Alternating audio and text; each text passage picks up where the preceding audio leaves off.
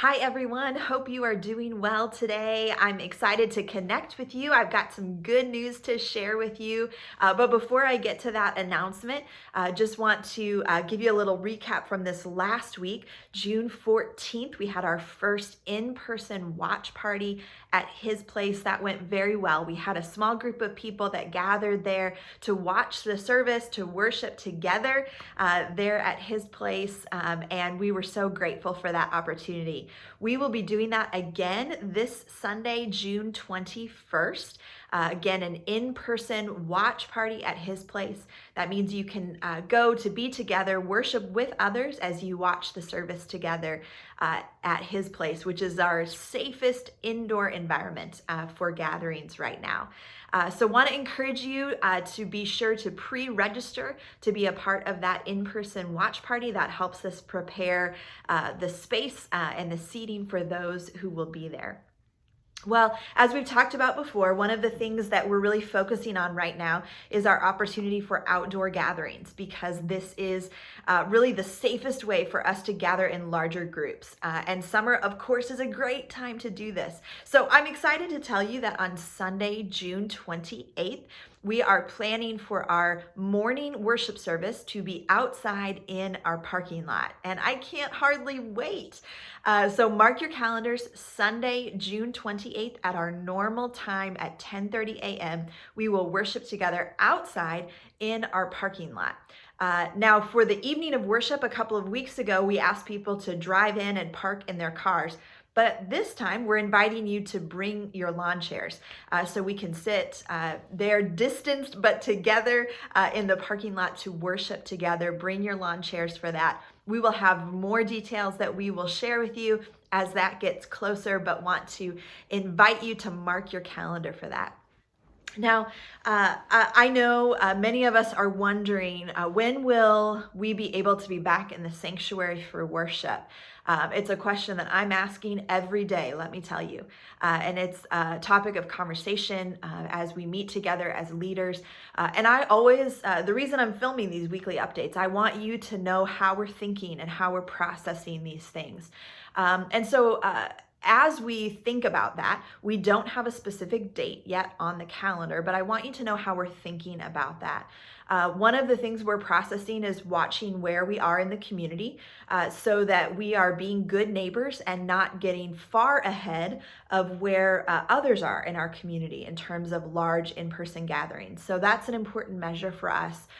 But another thing that we're really looking at is safety and quality, both of those things together. Of course, in-person gatherings in indoor space means a riskier situation, and so our safety protocols are really important in a setting like that, and that impacts the quality of an experience that we have together. If we think about what we could do right now in our sanctuary if we were to gather, there's a number of restrictions that would need to be in place. And in some ways, that might reduce the quality that we experience of what it is to gather together. So because of that, that's why we're putting energy into our outdoor gatherings right now, because we think the quality of that experience and the safety of that experience is so much better than what we can do in an indoor space right now. But please rest assured, we are working hard on this. We are every week reevaluating, talking, making plans together, and we will continue to do that. If you have questions along the way, please do reach out. I'm always so glad to hear from you. Also want you to know that we will continue to invest in our online church experience, that we've been so grateful for the strength of that platform, and that will continue to be something that we invest in the future. I'm specifically grateful for our awesome tech team. We have a tech director, Layton Collingwood, who's new to our staff team just these last few months. What a time to join the staff. Layton's a recent graduate of Alma College, and he's doing a wonderful job for us. And alongside him, every week volunteering, we have Ben Gross and Malcolm Frisbee, and it's been so awesome to have them as a team. Now, you might not know during this time that we've been borrowing some tech equipment, audiovisual equipment that's been a great resource to us during this time. And we're so grateful that we can continue using many of those items during this season. We also are evaluating, though, some equipment purchases that we need to make for ourselves when at some point in the future we won't be able to borrow some of the cameras and sound and audio things that we've been borrowing.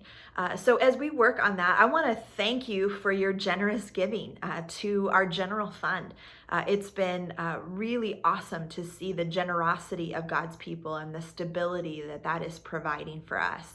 And want you to know that we do have some major purchases for some audio visual equipment in the days ahead. As you probably know, that is those are expensive items. And so just want you to know that that if you feel led to do so, your giving to the general fund helps fund those specific purchases that we will be making in the coming weeks. Thank you for your generosity. I'm so glad that together we get to fuel the mission that God has for us, even knowing that we're doing that, we're living out our mission in ways that we wouldn't have imagined even earlier this year that are possible because of our online services and new things that we're able to do together. Friends, I love you. I miss you. I'm grateful that we can stay connected. I'm praying for you, and I'll see you soon.